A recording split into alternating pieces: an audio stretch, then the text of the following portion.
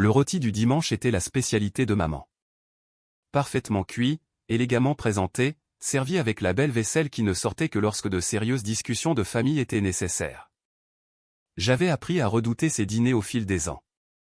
Ils signifiaient toujours la même chose, quelqu'un avait besoin d'argent, et j'étais le pourvoyeur désigné.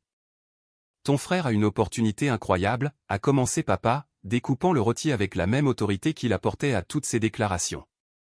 Une start-up technologique, un concept révolutionnaire, une opportunité d'investissement de premier niveau.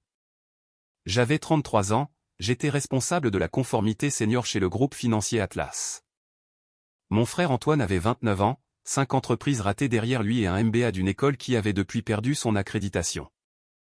Quel genre de start-up, ai-je demandé, bien que j'ai déjà entendu des versions de ce discours 4 fois auparavant. Analyse des médias sociaux alimentés par l'intelligence artificielle, a dit Antoine, les yeux brillants de la ferveur de quelqu'un qui venait de découvrir une tendance que tout le monde avait dépassée depuis 3 ans. Cela aidera les influenceurs à optimiser leur contenu. Le marché est énorme. Nous avons besoin d'un capital de démarrage, a poursuivi papa. Ta mère et moi avons déjà contribué à hauteur de 28 000 euros. Ta tante et ton oncle ont mis 18 000 euros. Maintenant, nous avons besoin que tu égalises notre investissement. 46 000 euros. J'ai pris une gorgée d'eau, gagnant du temps. Tu as dit égaliser votre investissement. 46 000 euros, c'est plus que vos 28 000 euros. Nous couvrons des coûts supplémentaires, a interrompu maman en douceur. Les bureaux, l'équipement, les matériaux de marketing. Tes 46 000 euros vont directement au développement et au lancement. C'était la 6e entreprise d'Antoine. Les 5 premières avaient coûté à ma famille, c'est-à-dire à moi, un total cumulé de 220 000 euros. Un bar à jus bio qui avait fermé après 4 mois. Une société de conseil en crypto-monnaie lancée quelques semaines avant le krach de 2018. Une boutique d'accessoires haut de gamme pour animaux de compagnie. Une application mobile de réservation de restaurants qui n'avait jamais dépassé la phase bêta. Une entreprise de conseil qui n'avait jamais décroché un seul client. Chaque fois, le discours avait été identique, révolutionnaire, de premier niveau, immanquable. Chaque fois, on m'avait dit que c'était un prêt qui serait remboursé avec intérêt. Chaque fois, l'entreprise avait échoué et l'argent s'était évanoui. Antoine, qu'est-il arrivé à l'entreprise de conseil, ai-je demandé. Tu l'as lancée il y a 8 mois. Le marché n'était pas prêt, a-t-il dit d'un ton désinvolte. Mais celle-ci est différente. J'ai appris de mes erreurs. Celle-ci est solide. Elles sont toutes solides jusqu'à ce qu'elles ne le soient plus, ai-je dit doucement. La fourchette de papa a cliqueté contre son assiette. C'est une attitude épouvantable. Ton frère est un entrepreneur. Toutes les entreprises ne réussissent pas, mais celles qui réussissent font des fortunes. Nous devons le soutenir. Je l'ai soutenu à hauteur de 220 000 euros sur 6 ans. La table est devenue silencieuse. C'était des investissements, a dit maman avec prudence. Pas des cadeaux et certainement pas des échecs. C'était des expériences d'apprentissage. Des expériences d'apprentissage qui ont coûté 250 000 d'euros. Tu agis comme si c'était beaucoup d'argent, a dit Antoine, avec une pointe de défensive dans la voix. Tu travailles dans la finance. Tu gagnes bien ta vie. Qu'est-ce que 46 000 euros représentent pour toi? Mon téléphone a vibré dans ma poche. J'ai jeté un coup d'œil à l'écran sous la table. Activité de compte inhabituelle détectée. Tentative d'accès au compte d'épargne 7743 par Antoine. Mon sang s'est glacé. Excusez-moi, ai-je dit en me levant. J'ai besoin de prendre cet appel. Je suis allé dans le couloir et j'ai appelé le service des fraudes de ma banque. Céline Dubois, responsable de la sécurité, a répondu immédiatement. Madame Lefebvre, nous avons détecté de multiples tentatives d'accès non autorisées à vos comptes au cours des 48 dernières heures. Quelqu'un possède vos numéros de compte et a essayé différentes combinaisons de mots de passe. Pouvez-vous tracer l'adresse IP? C'est déjà fait. Elle provient d'une adresse résidentielle à la rue des Mimosas. Cela vous dit quelque chose? L'adresse de mes parents. Oui. Pouvez-vous me dire quels comptes ont été ciblés? Votre compte d'épargne principal, votre compte d'investissement, et, ce qui est intéressant, vous avez des comptes internationaux signalés avec des protocoles de sécurité spéciaux. Quelqu'un a également essayé d'y accéder, mais l'authentification multifacteur les en a empêchés. Les comptes offshore, ceux dont personne dans ma famille n'était au courant. Céline, j'ai besoin que vous geliez tout, sauf mon compte courant principal, et que vous m'envoyiez les journaux d'accès complets déjà en cours de traitement.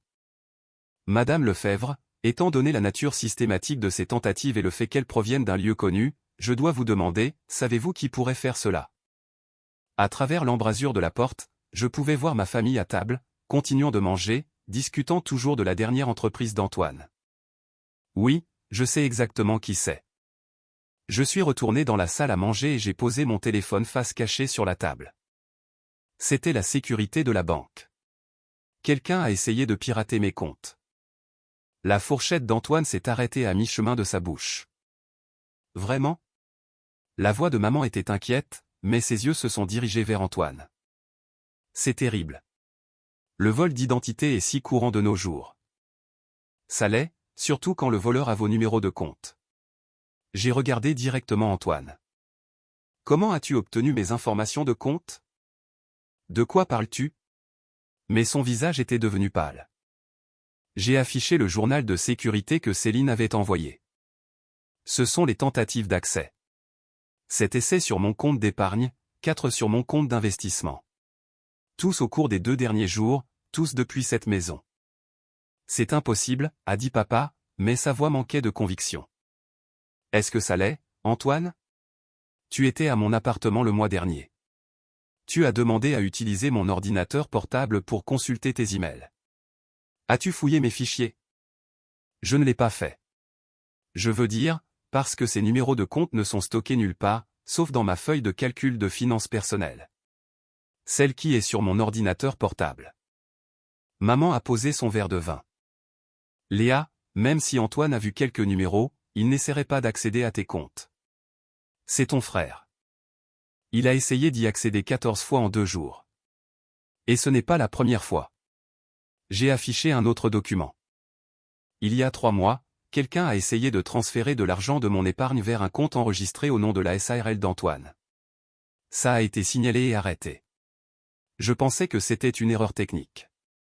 C'est ridicule, a dit Antoine en se levant. Tu m'accuses d'être un criminel parce que ta banque a fait des erreurs. Assieds-toi, ai-je dit doucement, et quelque chose dans ma voix l'a fait obéir. Nous n'avons pas terminé.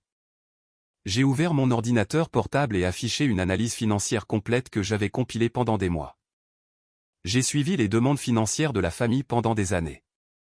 Chaque prêt, chaque investissement, chaque urgence. Voici le résumé. La feuille de calcul a rempli l'écran. Total donné à la famille de 2018 à 2024, 220 000 euros. Entreprise d'Antoine, 170 000 euros. Demande d'urgence des parents, 38 000 euros. Vacances et événements familiaux, 13 000 euros. Total remboursé, 0 euros. Un quart de million d'euros, ai-je dit. Pas un seul centime remboursé. Et maintenant, Antoine essaie de pirater mes comptes pour en avoir plus. Ce n'étaient pas des prêts, a dit papa. C'étaient des investissements familiaux. Lorsque les entreprises d'Antoine réussissent, nous en bénéficions tous. Aucune d'entre elles n'a réussi. Et elles ne réussiront pas parce qu'Antoine ne bâtit pas d'entreprise. Il gaspille de l'argent et passe à l'idée suivante. Tu n'en sais rien, a dit Antoine sur la défensive. Cette start-up est différente. Elles sont toutes différentes. Elles sont toutes révolutionnaires et elles échouent toutes. J'ai cliqué sur un autre onglet. Tu veux savoir pourquoi? Parce que tu n'as jamais travaillé pour quelqu'un d'autre. Tu n'as jamais appris comment les vraies entreprises fonctionnent. Tu n'as jamais développé de réelles compétences. Tu passes d'idée en idée, dépensant l'argent des autres, n'apprenant rien. Ce n'est pas juste, a interrompu maman. Antoine est ambitieux. Antoine est imprudent. Et vous l'encouragez. Je me suis tourné vers mes parents.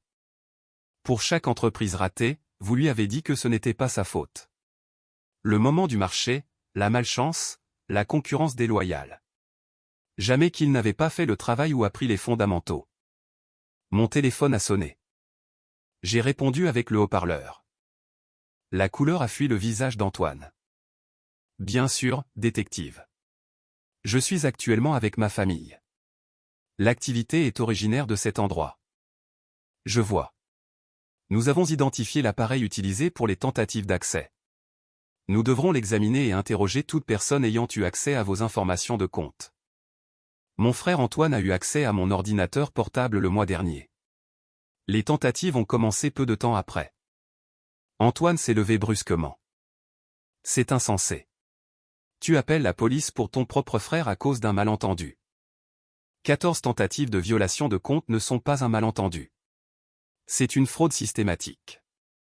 Détective, a dit papa, d'une voix autoritaire comme il l'était toujours lorsqu'il sentait le contrôle lui échapper. C'est une affaire de famille. Il n'y a pas besoin de l'implication de la police.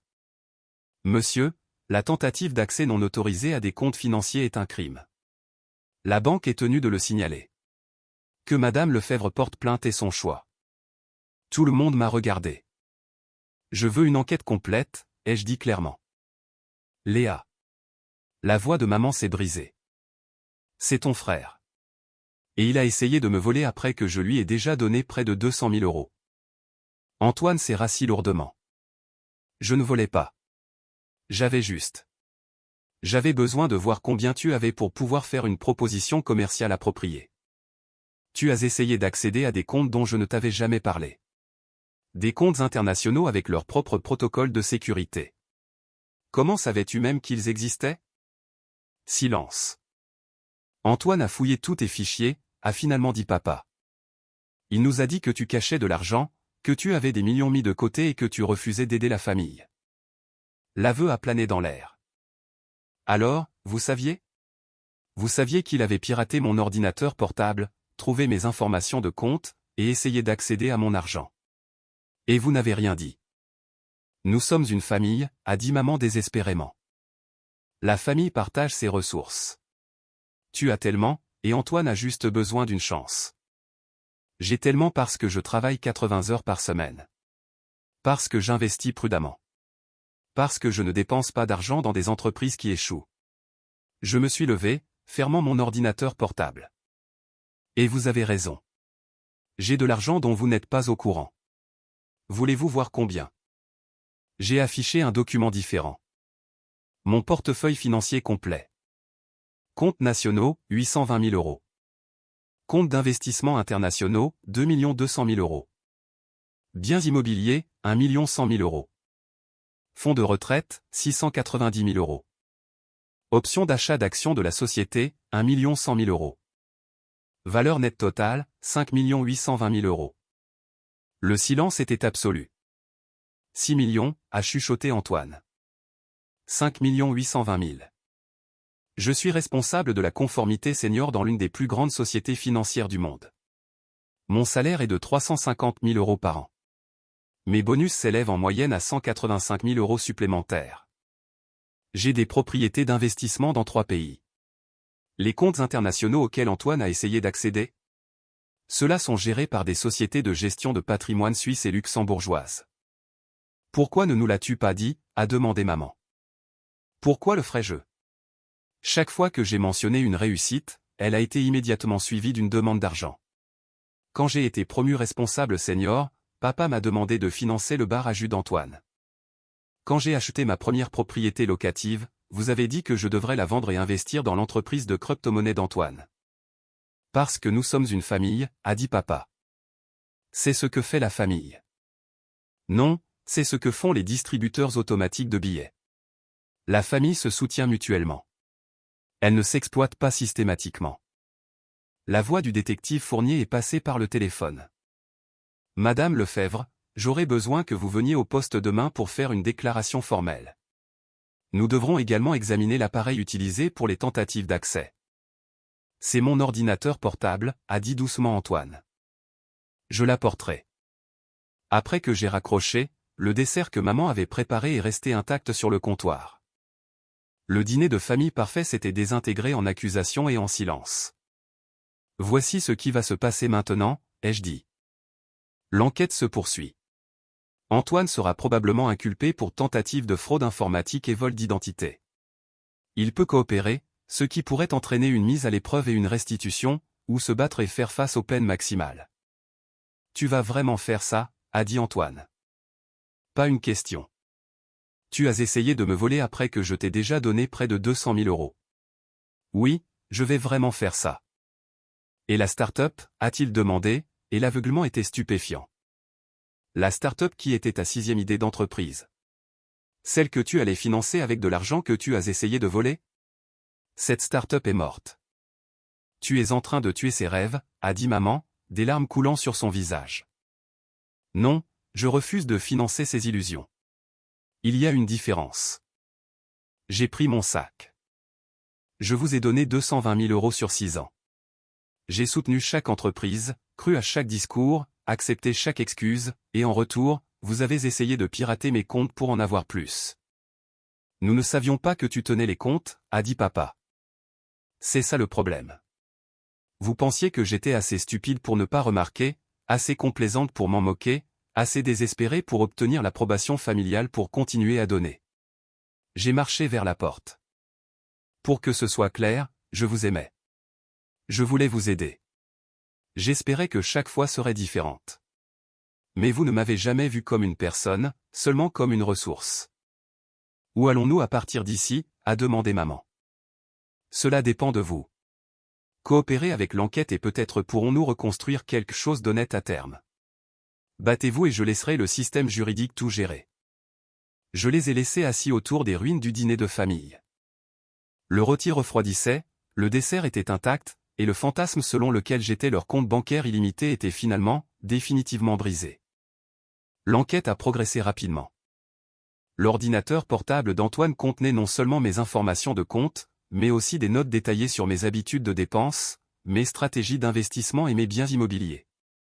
Il avait systématiquement fait des recherches sur mes finances pendant des mois, cherchant le meilleur moyen d'accéder au montant maximal d'argent. Les tentatives de piratage n'étaient pas du désespoir, c'était un vol calculé. Antoine a accepté un accord de plaidoyer, 2 ans de mise à l'épreuve, une restitution obligatoire de 4 600 euros, tout ce qu'il pouvait se permettre et une ordonnance restrictive permanente l'empêchant d'accéder à mes informations financières. Mes parents, en tant que participants consentants, ont été contraints de suivre des conseils financiers et il leur a été interdit de faire toute demande d'argent sous peine de violer l'ordonnance restrictive. La famille s'est fracturée. Certains parents ont pris le parti d'Antoine, me traitant de vindicative. D'autres, y compris mon oncle Pierre, m'ont contacté avec leurs propres histoires sur les opportunités d'affaires d'Antoine qui leur avaient coûté de l'argent. Il m'a pris 14 000 euros pour le bar à jus, m'a dit oncle Pierre. Il a dit que c'était un investissement garanti. Quand ça a échoué, il a dit que c'était à cause des forces du marché et que je ne devais pas m'attendre à un remboursement parce que j'investissais dans la famille. Le schéma s'est étendu au-delà de ma famille proche. Antoine avait mené la même arnaque sur tout le monde, exploitant l'obligation familiale pour financer son style de vie. Ma carrière a prospéré sans le drainage constant des urgences financières familiales. J'ai été promu vice-présidente de la conformité mondiale. Mon portefeuille d'investissement a atteint 6 600 000 euros. J'ai acheté une maison de vacances à Lisbonne, l'une des propriétés qu'Antoine avait essayé de rechercher sur mon ordinateur portable. Mais le véritable changement était interne.